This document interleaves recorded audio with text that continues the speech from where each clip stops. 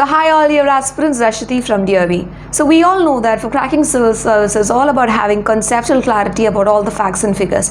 And yes, as per the mains examination syllabus, it's all about having the analytical questions and all these critical based questions and having answers to that. So how do we do that? How do we have a holistic understanding of all the concepts? So I'll tell you how. Among many trial and tested methods that I've used, I think one most effective method is studying history through geography. I would demonstrate how. For example, we have Indus Valley civilization, we have Mesopotamian civilization, we have the Egyptian civilization, we have the Chinese civilizations.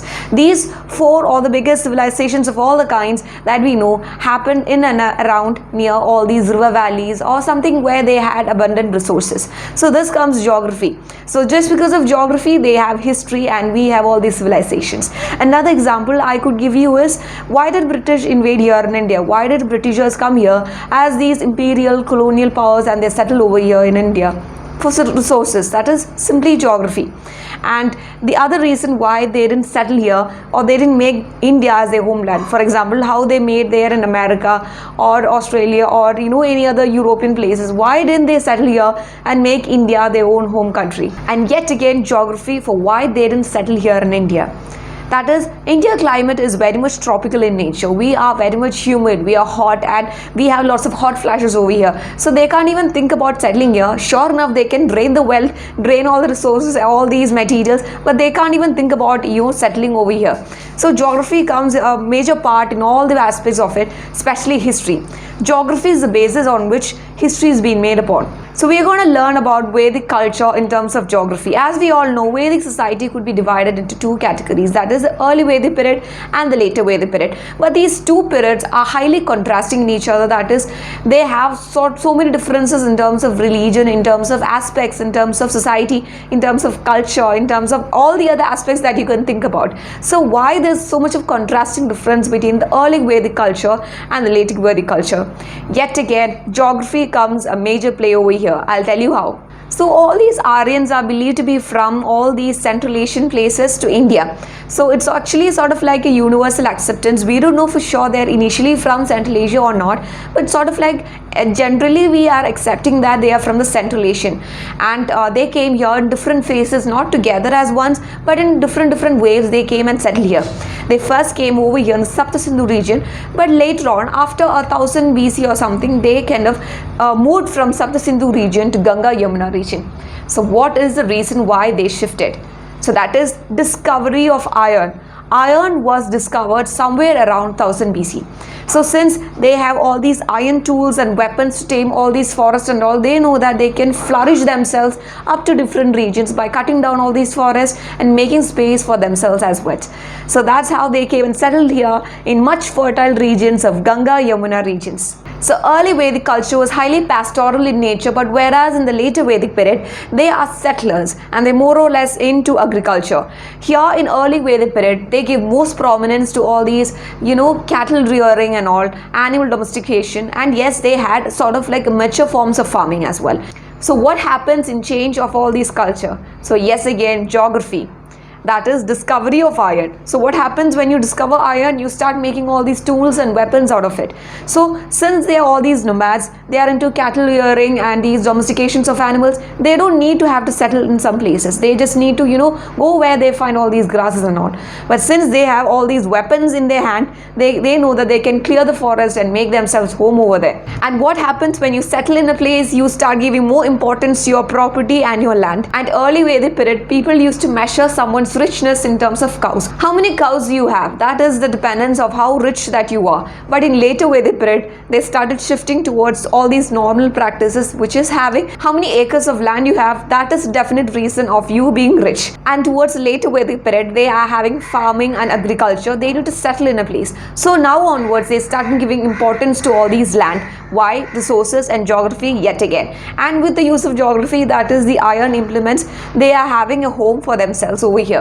So from that comes settlement, from that comes the importance of property, and from that comes a leader or a king. and that's how you have a society of kingship or a monarchical or a kingdom that you have over here. And also with the emergence of agriculture, other forms of occupations also flourished. For example, pottery and basket weaving. Why do we need pottery? So that we can store all these grains and all. And why do we need all these baskets and all? Yes, again for the agriculture purposes. And with that, when you have surplus of all these grains, we need a form of like a granary system or a taxation system.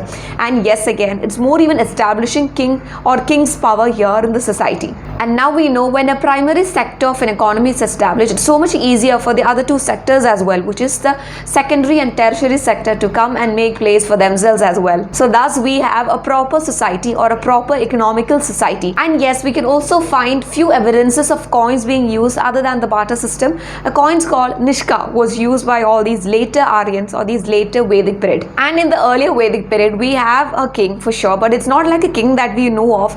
King sort of like a leader who works among his people, who is also a part of the family, who leads the tribe. But over here in later Vedic period, it's sort of like a kingship. I am the authority, I am the supreme power. So how do we have that? Yes, yet again because of geography, like I said. So yes, now they started finding the prominence or the importance of all these resources or these physical properties and land. So how do I procure lots of land and lots of resources for myself? So they understood, that is, all these kingship or these kings during these later Vedic period understood the importance of it. So how do I procure lots of land, lots of territory and kingdom for myself, so that my power as a king will be even more supreme, or if that is possible, through alliances or all sorts of relationships. So dowry comes here as a major form. So during the later Vedic period, we find a decline on these conditions of these women. Yes, we all know that during the earlier Vedic period, the conditions of women, the social status were very high. So towards the later Vedic period, women are not treated very well. So why do we have that? Yes, again for resources. They need resources. For that reasons, we need to make our daughters uneducated, and they have to be kept inside. They have to be restricted. They have to be limited. And only then we can say for themselves that which person that you will get married to, which groom that will be better for you, and who will be right for you. So that's how we have these, oppression of these women classes. And with these women, we are going to get lots of dowry for ourselves. And yes, again, they started establishing certain rules for themselves, that you cannot marry within the clan. You have to marry from somewhere else. And how do we do that? These male patriarchal people will decide who these women should marry off to and who these people should be married off to. And that's how we procure land, and that's how we procure all these properties and resources. So yes, we know how this polity and culture got differentiated because of all these resources and iron, discovery of iron and geography. And yes, in the early Vedic period, it's all about family and familial system. The women had high social status, and yes, these leaders were one amongst them, and not as someone who's of an authoritarian figure. But towards the later Vedic period, we know what happened. Yes, I'm not repeating the points again, but sort of like interlinking all these points so that it will make you more sense to you all. So yes, what happens when this king, he needs more power? So how do we do that? He started capturing all these different clans and trying to inculcate into his own clan, that is having a territorial figure, having the territorial expansion in terms of it. So when he have a territorial expansion, it's not about family, it's about conquering different places and all. So when you need to make yourself established among your subjects, you have all these rituals and sacrifices, these Ashwamedha, these Vajpaya, all these rituals are being there so that a king's position is being made fortified here in front of the public. The people should know who the king is, who the supreme authority of all you are. So towards the later Vedic period, we have the class system being even more stringent. That is, we had, even in the earlier Vedic period, 4 varnas. We had Brahmins, we have Kshatriyas, we had all these Vaishyas, and we had Shudras. But in the early Vedic period, it was, suppose a family could have all these 4 categories as together. The father could be a Kshatriya, the mother could be a Brahmin, the son could be a Vaishya, and the daughter could be a Shudra. There was no restrictions imposed upon anyone.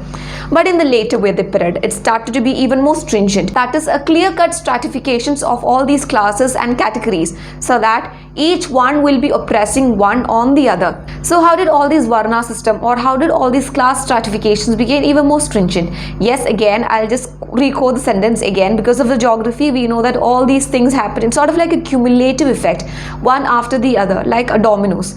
So since right now we know who the supreme authority is, the Kshatriyas, or the king figures that we have right now, and the next, someone who is in the next position is a Brahmin. So Brahmin know that for us to have a more upper hand in the society, we need to oppress all these people. And how does he do that? The Brahmins, they started influencing all these high figures, these Kshatriyas, saying that you need to make your position even more secured in the land, you need to be all these things. Those Brahmins started to be all these sort of like advisors to the kings, and kings in turn, they started giving lots of patronage to all these Brahmanisms, and all these Brahmins started oppressing all these other two class and castes. So yes, now we have a typical Indian society of the later Vedic period. And how do we have that? Because of the excavations of iron, because of the change in geography, because of the change in demography, and because of all that, the society got distinct, and because of that, the culture got different, and because of that, the superstitions, religion became more prominent, and the social evils, yes, they started cropping up, and these position of women also started deteriorating as such. So that's how you learn history or any other subject. As a matter of fact, it's all about cause and effect. Why this thing happened. Do not just study, okay, we have the early Vedic period with all these sort of features and characteristics, and we have the later Vedic period with all sorts of features. Do not study like that. Start to understand all these cause and effect, why this happened, or what is the reason behind that. So that's it for today's video, and I really hope that my way of studying all these history and all these facts and figures help you also along with it. And if it did, I'll be more than happy. And if it didn't, just free enough to ask me any doubts. You could WhatsApp me or ask me in the comment section. So thank you all. Bye for now.